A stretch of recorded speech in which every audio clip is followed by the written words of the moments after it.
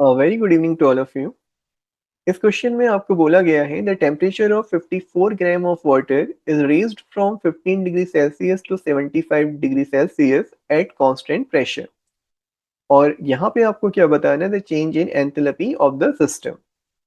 साथ ही साथ आपको हीट कैपेसिटी ऑफ वाटर यहाँ पर दी हुई है 75 जूल पर केल्विन पर मोल। क्वेश्चन को सॉल्व करने के लिए सबसे पहले हमें एंथैल्पी और हीट कैपेसिटी का रिलेशन पता होना चाहिए।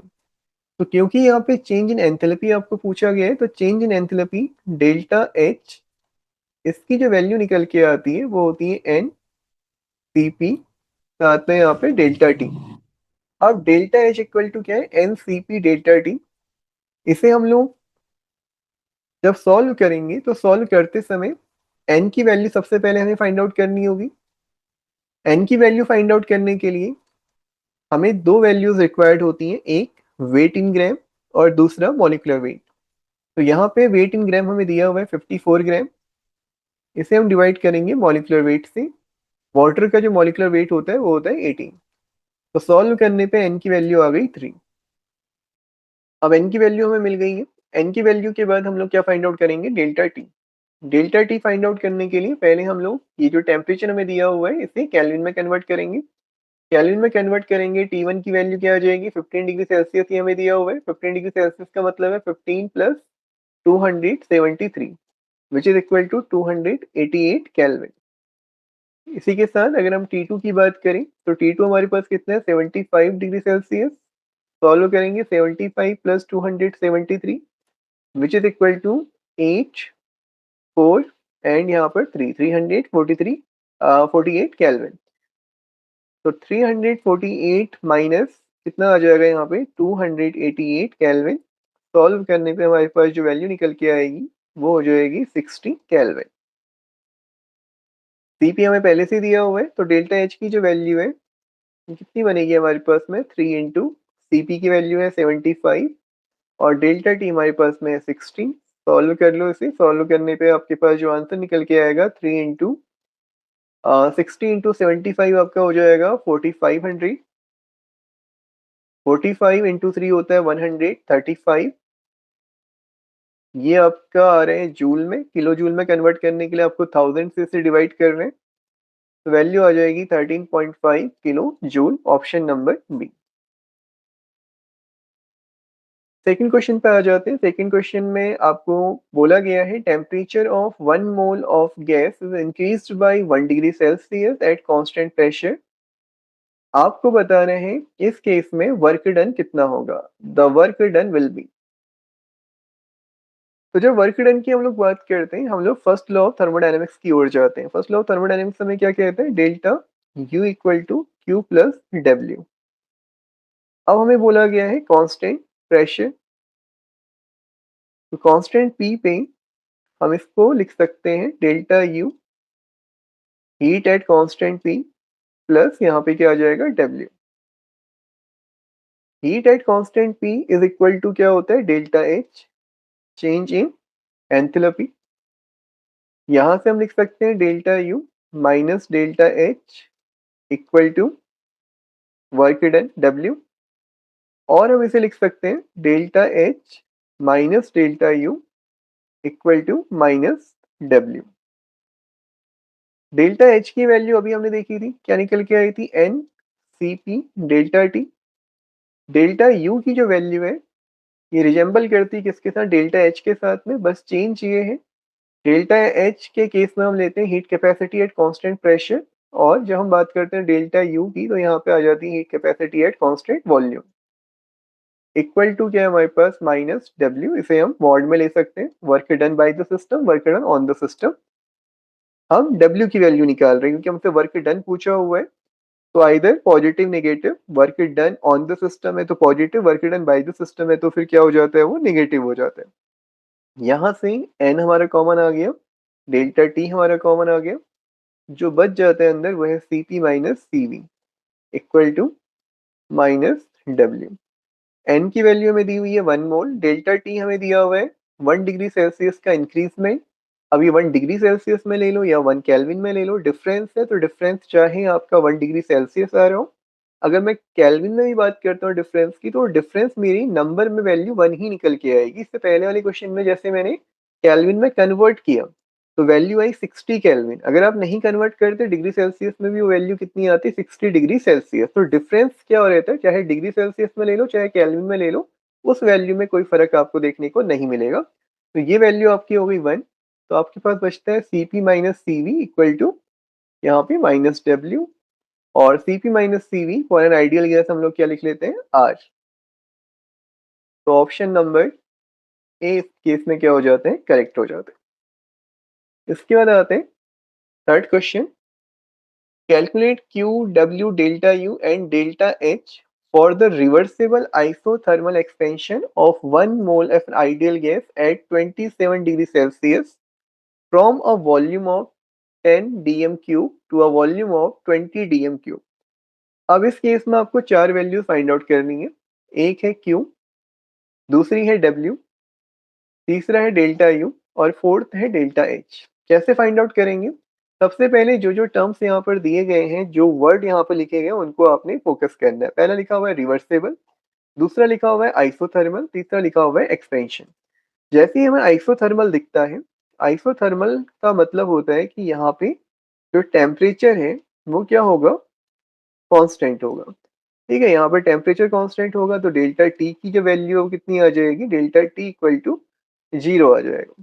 अभी डेल्टा टी इक्वल टू 0 आएगा तो अभी हमने इससे पहले क्या देखा था कि डेल्टा यू की जो वैल्यू है वो क्या है, सी वी डेल्टा टी। अब डेल्टा टी अगर 0 हो गया तो डेल्टा यू कितना हो जाएगा, 0। सिंपल है, यहाँ पे डेल्टा टी की वैल्यू आपकी 0 आ गई तो डेल्टा यू इक्वल टू 0 आ गया। इसी के साथ साथ हमने देखा था डेल्टा एच इक्वल टू मेरे पास में क्या है, C P delta T. Again delta T आपका 0 है तो डेल्टा एच की वैल्यू भी क्या आ जाएगी, 0। तो दो वैल्यू तो आपकी डायरेक्टली क्या हो गई, यहाँ पे 0 हो गई।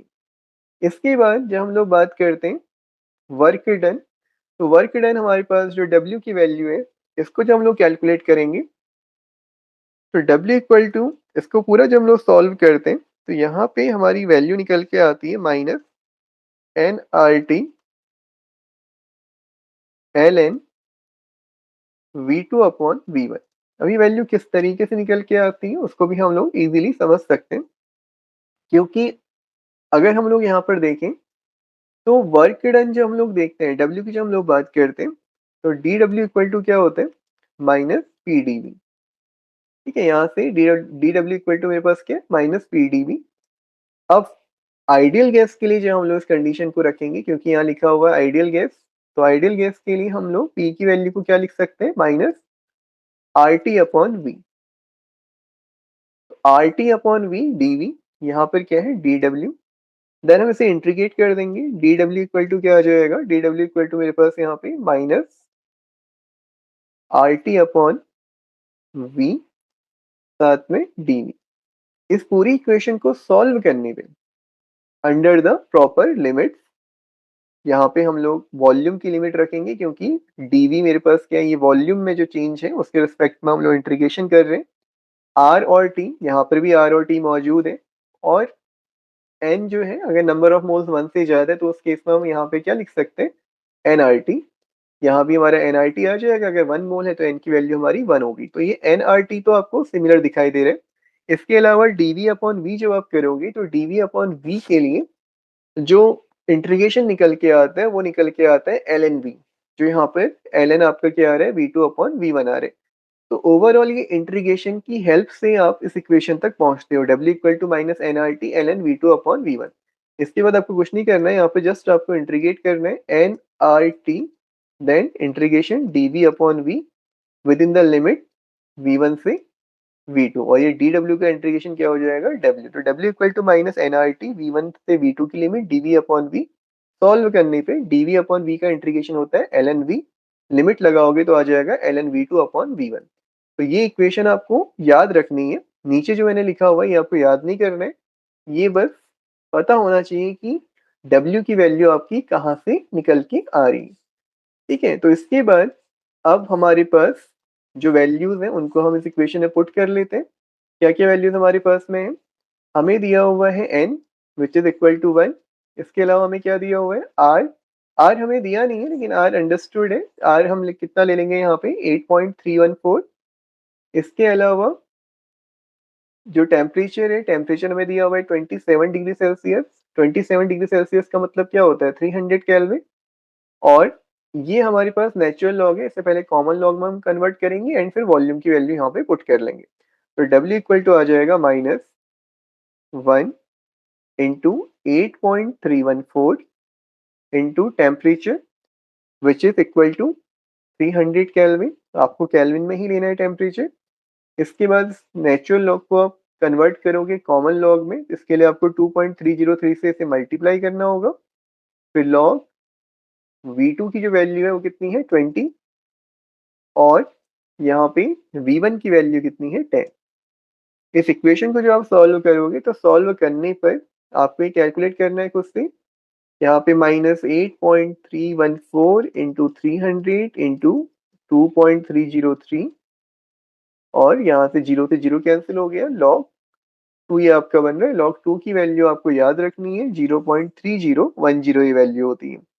पूरी इक्वेशन को जब आप सॉल्व करोगे, आप खुद से इसको सॉल्व करना। सॉल्व करने पे जो वैल्यू आपको मिलेगी वो लगभग आपकी कितनी आएगी, -1729 जूल। ठीक है, डब्ल्यू की वैल्यू देखो, डेल्टा यू हमने निकाल लिया, वो हमें आइसोथर्मल से समझ में आ गया था। डेल्टा एच हमें आइसोथर्मल से समझ में आ गया था।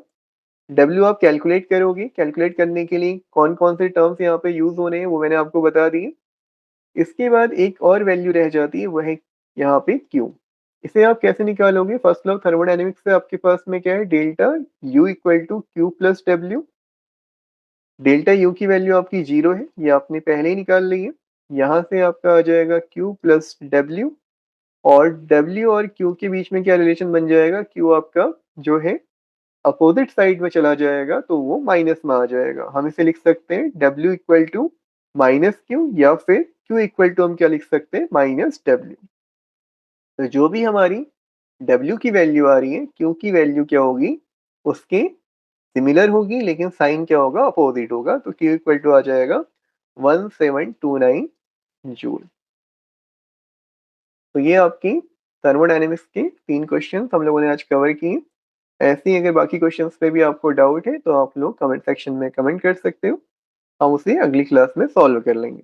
Thank you for watching this class. Bye bye, have a great time to all of you.